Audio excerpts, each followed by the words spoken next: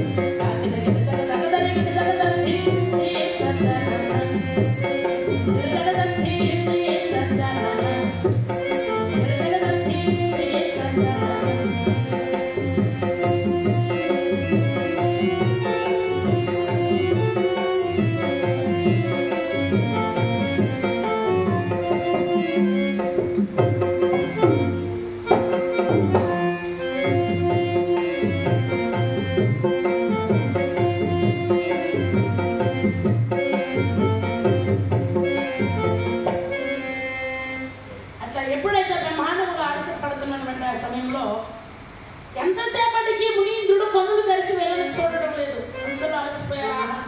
కమలపాలిక ఈయన అసలు మనిషా లేకపోతే పర్వతమా మాకు అర్థం కావడం లేదు. ఇంత గొప్ప సౌందర్య రాసులు గంధర్వ కాంతలు ఆడుతూ ఉంటే కనీసం కన్ను తెరిసైనా చూడాలి కదా. మా వల్ల కాదు, మేము ఓడిపోయాము, మేము ఆడలేము. ఓడిపోయారా? ఓడిపోయాము.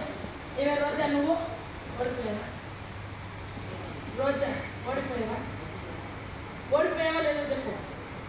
ఏమే పూజ నువ్వు ఓడిపోయారా? అందరూ ఓడిపోయారు. ఓడిపోయాం, మా వల్ల కాదు. అయితే ఇప్పుడు నేను ఆడుతానని ఈమె మొదలుపెట్టింది. ఈమె ఆడి ఆడి ఆడి అలసిపోతుంది కానీ ఆయన మాత్రం కన్ను తెరిచి చూడటం లేదు. ఈ చెలికత్తెల దగ్గర ఎక్కడ పరుగు పోతుందోనని చెప్పి ఆమె నాట్యం చేస్తూ అట్లా వెనక్కి వచ్చి ఆ రోజుల్లో రవిక ముడులు వేసుకునేవారట. ఆ రవిక ముడి విప్పి ఆమె యొక్క స్తనములతో మునీంద్రుని యొక్క వీపు పైన ఒక్కసారి అట్లా రాపాడించింది. స్త్రీ స్పర్శ తగలగానే కన్ను తెరిచాడు. తపస్సు భంగమైపోయింది. ఆగ్రహోదకుడై కన్నెర్ర చేసి వెనక ఉన్నటువంటి కమలపాలిక జుట్టుబట్టి చేశాడు.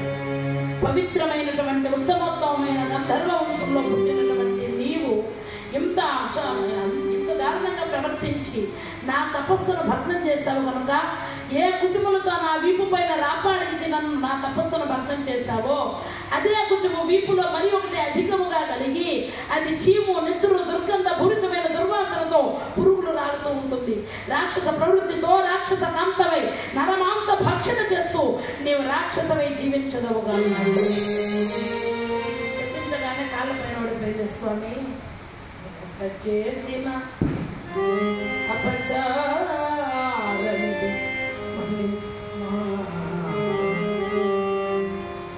నిరగ చేసిన అపచారమిది మన్నిపు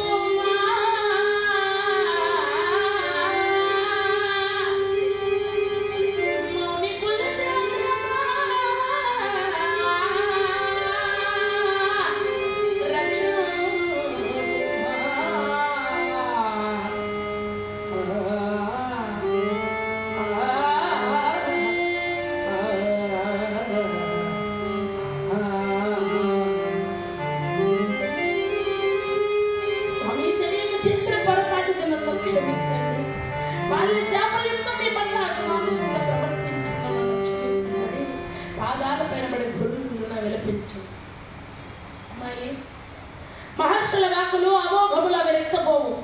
నేను ఇచ్చిన ఈ యొక్క శాపాన్ని వెనక్కి తీసుకోలేను. కానీ నీవు ఈ రాక్షస కాంతమై బ్రతుకుతున్నటువంటి ఆ రోజులలో రాక్షసాంతకుడు, ఉత్తమోత్తమైన మహావీరుడు, సుక్షత్రియ సంజాతుడు ఒకడు నీ కంటికి కనిపిస్తాడు.